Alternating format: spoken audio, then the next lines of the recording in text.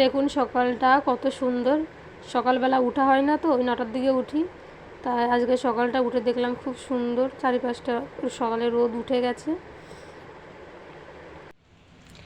সীতারাম সবাইকে, কেমন আছেন আপনারা সবাই? রূপা সিম্পল লাইফে আপনাদের অনেক স্বাগত। আপনারা হয়তো ভাবছেন আজকে অন্যরকম ইন্ট্রো কেন। আমার যারা আগের ব্লগ দেখেন তারা জানেন অন্যরকম ইন্ট্রো দিই, আজকে অন্যরকম ইন্ট্রো দিচ্ছি। কারণ পুরো ভিডিওটা দেখতে থাকুন, তারপরে বুঝতে পারবেন সারপ্রাইজ আছে, না দেখলে মিস করবেন। আর সবাইকে দেখার সুযোগও করে দেবেন, শেয়ার করে দেবেন 10 জনকে, যাতে তারা দেখতে পারে। আর যদি ভালো লাগে ভিডিওটা লাইক কমেন্ট শেয়ার করতে ভুলবেন না। পুরো ভিডিওটা দেখতে থাকুন, তাহলেই বুঝতে পারবেন। এখন বাজে 7:30। সকালবেলা উঠে ঘর ঝাড়ু মেরে মুছে নিয়েছি। এখন স্নান করে পুজো দেবো। এত সকালে উঠি না, তো আজকে যার জন্যে উঠা, তো সেইখানে যেতে হবে জলদি। ওই 9টার দিকে বেরোবো। আজকে একাদশী আছে, এদিকে রান্নাবান্নাও নেই, রান্নাবান্নার ঝামেলাও নেই। মেয়ে আছে, মেয়ের জন্যে কিছু করতে হবে।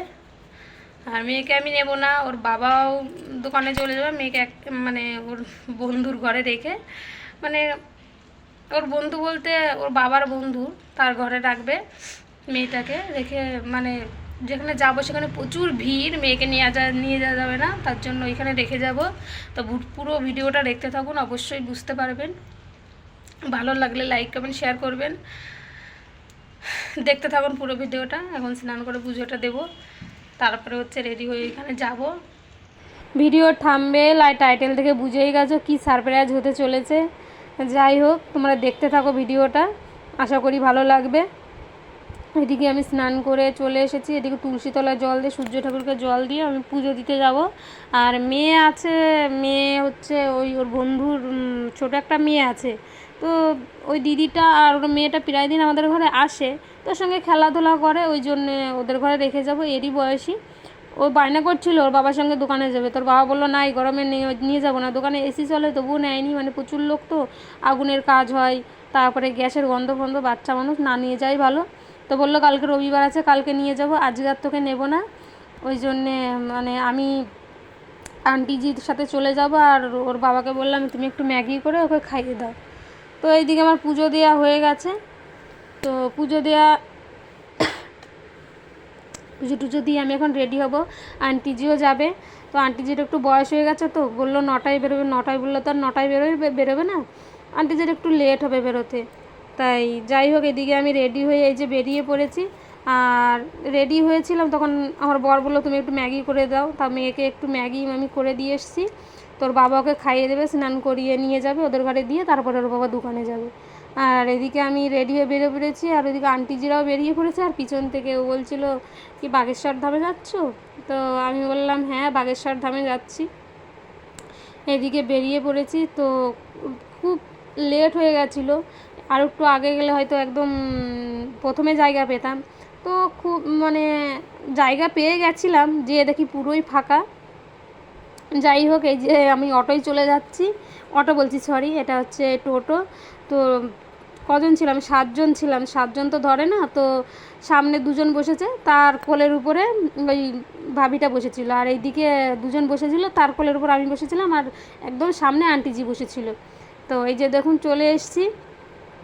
কোথায় এসেছি দেখুন এবার, এসছে বালাজি, মানে বাগেশ্বর ধামের যে বালাজি ধীরেন্দ্র শাস্ত্রী, উনি এসছেন। হচ্ছে তার কথা হচ্ছে আজকে 7 দিন হয়ে গেল, তো 6 দিন আসতে পারেনি, আজকে এসছি। ভগবানের অশেষ কৃপা না থাকলে এইসব জায়গা সত্যিই আসা যায় না, কারণ আমি নিজেও এর ভুক্তভোগী। কারণ 6 দিন ধরে আসতে পারিনি, দেখুন আজকেই এসেছি। ভগবানের আশীর্বাদ ছিল, কৃপা ছিল, তার জন্য আসতে পেরেছি। আমাদের ওইখানে অনেকেই হচ্ছে আসতে পারেনি, তারা আফসোস করছে, কাছে থেকেও আফসোস, মানে আসতে পারে না, জানি না। এটা সবাই বলে যে ভগবানের কৃপা না থাকলে কোনো জায়গায় যাওয়া যায় না। যাই হোক, এই যে ভিতরে ঢুকেছি, দেখি না পুরোই ফাঁকা, কেউই নেই। সামনের দিকে লোক ছিল, তো এই দিকটা পুরোই ফাঁকা। তো এই দিকটা আর বসিনি, আন্টিজিরা এই দিকটা বসেছিল। তো আমি আর একটা আন্টিজি বললাম চলো দেখি সামনে জায়গা পাই নাকি। তো এদিক ওদিক ঘুরে আর ঢুকতে দেয়নি, এত মানে গার্ড, এত গার্ড, সে ধারণার বাইরে। যাই হোক, অনেক কষ্টে ঢুকে পড়েছিলাম এর মধ্যে। মানে আন্টিজিকে তো কতবার ঠেলে ঠেলে ফেলে দিয়েছে। আমি যাই হোক ছোটোখাটো একটা রোগা মানুষ, ওইগুলো লাফ দিয়ে চলে এসেছিলাম ভিতরে, ওরা দেখতে পায়নি। ওই জন্যে আমি আগে চলে এসেছিলাম, আন্টিজির জন্য অনেকক্ষণ দাঁড়িয়েছিলাম। তো আন্টিজি পরে এসছে। তো প্রথমে যখন ঢুকলাম একদমই ফাঁকা ছিল, দেখো আস্তে আস্তে কেমন ভিড় হয়ে যাচ্ছে এই জায়গাটায়, মানে লোকে ভরে যাচ্ছে। আর এই যে এইখানটায় বালাজি বসবেন, তারই সিনারি কত সুন্দর দেখুন। আর উপর দিয়ে ফোয়ারা ছিল, মানে খুব গরম পড়েছে তো তার জন্যে প্রচুর পাখা ছিল, এ পাশে কুলার ছিল, আর ওই পাশে দিয়ে মানে জলের ফোয়ারাও দিয়েছিল পুরো এসির মতন। আর এদিকে আন্টিজিরা মানে গান গাইছিল, ওই কীর্তন করছিল এদিকে বসে বসে। তো ওই বালাজি আসেনি বলে ওই জন্য ওরা টাইম পাস করছিল, কীর্তন বলছিল, আমরাও শুনছিলাম বসে বসে। আমি দেখো শুনতে শুনতে এত ভিড় হয়ে গেছে, এত ভিড় যে ধারণার বাইরে। তো বলছিল সবাই নাকি 2 লাখ লোক হয়ে যাবে, এত লোক হয়েছিল। তো এত লোকই হয়, শিব মহাপুরাণ যিনি আসেন মানে ওতেও হচ্ছে প্রচুর লোক হয়, ওরকম 1 লাখ 2 লাখ হয়ে যায় প্রায়। তো এইদিকে মানে ওই বালাজি আসার আগে একজন এসেছিল, তো তিনি বক্তৃতা দিচ্ছিল। তো সেই কথা শুনেই সবাই একটু হাত নাড়াচ্ছিল, আর এইদিকে আমিও বসে বসে মানে করছিলাম, 2 হাত তুলে হরিনাম করছিলাম, একটু হাততালি দিচ্ছিলাম, তার মাঝে একটু ভিডিও করে নিলাম। আর এই যে অবশেষে অনেক প্রতীক্ষার পরে বালাজি চলে এসছেন। আমি বোধহয় বাড়ির থেকে বেরিয়েছি 9টায় কি 9:30, আর এখন বাজে 2:30 না 3টে বাজে, যাই হোক আমার মনে নেই, পরে এডিট করছি। তো তখন এসছে অনেক বসে থাকার পরে। তো যাই হোক ওনাকে এত সামনে থেকে দেখবো, আমি কোনো দিন কল্পনাও ভাবিনি যে ওনাকে আমি সামনে থেকে দেখতে পাবো। বললামই প্রথমে যে ভগবানের আশীর্বাদ না থাকলে দেখা যায় না তার। আর এইদিকে শুরু হয়ে গেছিলো, আর বালাজি না সামনেই ছিল, কিন্তু ফোনের ক্যামেরাটা অত ভালো আসছিল না। ওই যে সাদা মানে একটা জায়গা দেখা যাচ্ছে উপর মানে উঁচু করা, ওই জায়গাটা বসেছিল উনি। তো যাই হোক বসেছিলেন ওই জায়গাটায়। আর ওনাকে দেখা যাচ্ছিল না বলে এই দিকে আমরা টিভিতে দেখছিলাম। তো অনেক টিভি লাগানো ছিল, এদিকে প্রচুর টিভি লাগানো ছিল, মানে বাইরে বললামই কত লোক হয়েছে, সবাই তো আর সামনে বসতে পারেনি। সবাই মানে এই 2-3টে প্যান্ডেল হয়েছে, তারপরেও রাস্তা পুরো জ্যাম, এত লোক। তো সব জায়গায় টিভি দেওয়া ছিল, সামনে থেকে দেখা সম্ভব না বলে পাশাপাশি টিভি আছে, সবাই টিভিতে দেখো। তা আমরা যাই হোক সামনে থেকে দেখতে পাচ্ছিলাম, কিন্তু ক্যামেরাটাই ভালো আসছিল না বলে জানি টিভি থেকে ভিডিওটা তুলেছি। এসে বালাজি এই যে পুজো করছেন। আর এইদিকে আজকে একাদশীও ছিল, সবাই দেখি পাশে ফল নিয়ে এসছে, ফলিয়ারি নিচ্ছে, খাচ্ছিল, আমি আর খাইনি। যাই হোক এদিকে মেয়েকেও নিয়ে আসেনি, এইখানে বসেছিলাম ঠিকই, কিন্তু মনটা শুধু মেয়ের দিকে ছিল, যে মেয়েটাকে আনেনি। যতই হোক ওকে ছেড়ে তো থাকিনি, দূরে কোথাও যায়নি, হয়তো কাছে পিঠে ফুচকা খেতে গেলাম, হয়তো রেখে গেলাম, কিন্তু ওকে মানে রেখে এত দূর যায়নি। খুবই মন খারাপ করছিল। আর যে ফোন লাগাবো তাও ফোনটাও লাগছিল না, এইখানে নেট বারে বারে গায়েব হয়ে যাচ্ছিলো, হয়তো ওয়াইফাই লাগানো ছিল তার জন্য বারে বারে নেট গায়েব হয়ে যাচ্ছিলো। দিয়ে তারপরে মন খারাপ করলে আর কী হবে, এইখানে এসেছিলো ওই হনুমানজির সেই দিয়া লাগিয়েছিল, সেইটাই এসেছিলো, আরতি করেছিল মনে হয়, সেই দিয়াটাই সবাই মাথায় নিচ্ছে।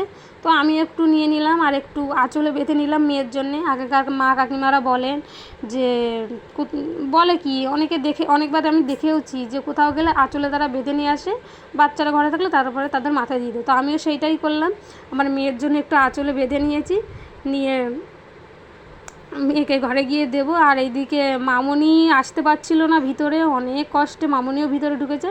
ও যখন ঢুকছিল তখন পাস লাগছিল ঢোকার জন্যে। তো এই 3টে জায়গা হচ্ছে ভিআইপি জায়গা, তো এইখানে পাস না হলে ঢুকতে দেয় না। তো আমি প্রথমেই বললাম আমি ছোটোখাটো একটা মানুষ, ভিতরে ঢুকে পড়েছিলাম, তো আমাকে আর দেখতে পাইনি। তো এর ভিতরে যে বালাজি বলছিলেন, আমি না মানে ভয়েসটা দিচ্ছি না, কারণ যদি কপিরাইট পড়ে যায় ওই ভয়তে আমি দিচ্ছি না। আর এদিকে কীর্তন হচ্ছিলো, বালাজি গান গাইছিলো, আর আমরা সবাই প্রত্যেকে উঠে মানে 2 হাত তুলে নাচছিল, তারপরে হাততালি দিচ্ছিল। তাই এইসবে আসলে সত্যিই মনটা অনেক ভালো হয়ে যায়, মন্দিরে গেলে, তারপরে কোনো কীর্তনে গেলে দেখবে সত্যি মনটা ভালো হয়ে যায়। আর কোনো দিন হয়তো আমি পুণ্য করেছিলাম, তার জন্য আজকে আমি এই জায়গাটা আসতে পেরেছি। আজকে একটা ভালো দিন, একাদশীর দিনে, যে বালাজির কথা আমি শ্রবণ করব। এইখানে না দরবার লেগেছিল, মানে দরবার একদিন লাগে, সেই দরবারে অনেক কিছু হয়। আর কালকে হয়েছিল গুরুমন্ত্র, আর এমনি দিন কথা আছে। দরবার কাকে বলে, আপনারা এখনই মানে হয়তো জিজ্ঞাসা করবেন যে দরবার কাকে বলে। দরবার হচ্ছে 8G লাগা। 8G যার লেগে যাবে সে যত দূরেই থাকুক না কেন, অনেক দূরে থাকলেও মানে বালাজি বলে দেবেন যে তুমি এই ড্রেস পরে এইখানে বসে আছো, তুমি চলে আসো, তোমার 8G লেগে গেছে। আর তোমার কী কষ্ট না কি সব বালাজি তোমাকে বলে দেবে। তার আগেই বালাজির পর্চি লেখা হয়ে যাবে, পর্চিতে লেখা হয়ে যাবে, তুমি গেলেই বালাজি মানে বলে দেবে বালাজি যে তোমার এই কষ্ট এই সব হয়েছে। সত্যি মানে কি করে বলে জানি না, ইনি হয়তো সেই অবতার, সেই হনুমানজি বজরংবলীর অবতার সবাই মনে করেন।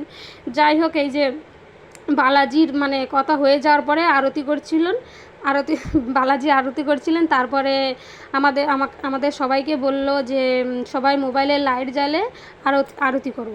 তো সবাই এখানে মোবাইল জ্বালে আরতি করছিল। আর বালাজি, আমি অনেক চেষ্টা করেছিলাম বালাজির কাছে যাওয়ার, কিন্তু পারিনি যেতে, খুব মন খারাপ করছিল। এই যে সন্ন্যাসী বাবা দেখে নিন সবাই। তো ওইখান থেকে বেরিয়ে আজকে একাদশী তো সবাই যে যার মতো আমরা ফল খাচ্ছিলাম। বালাজি চলে যাওয়ার পরে আমি বুলটিদি সবাই মিলে ফল খাচ্ছিলাম। একাদশী, সবাই একাদশী করে আজকে, কেউ ভাত রুটি খায় না। তো ফল খেয়ে প্রসাদ নিয়ে বেরিয়ে আসার পরে দেখি রাস্তায় বাবা ভিড় লেগে গেছে, চারিদিকে মেলা আর মেলা। তারপরে এদিকে এসে টোটো খুঁজছিলাম, টোটো তো কোনো মতেই পাইনি। যাই হোক, অনেক কষ্ট পেয়েছি, পেলে কি হবে, এদের সঙ্গে আর যেতে পারিনি, আমাকে এইদিকে নেমে যেতে হয়েছিল। কারণ আমার মেয়েকে নেব বলে ওই জন্য অনেকক্ষণ ধরে সকাল থেকেই আছে। মেয়েটা অনেকক্ষণ আমাকে দেখেনি, কারণ এতক্ষণ ছেড়ে আমিও থাকিনি, আমার মনটাও খুব খারাপ হচ্ছিল। তো এই যে মেয়েকে নিয়ে আমি ওখান থেকে নেমে মেয়েকে নিতে এসে মেয়েকে নিয়ে এখন ঘরে চলে যাচ্ছি। ভিডিওটা কেমন লাগলো অবশ্যই বলো।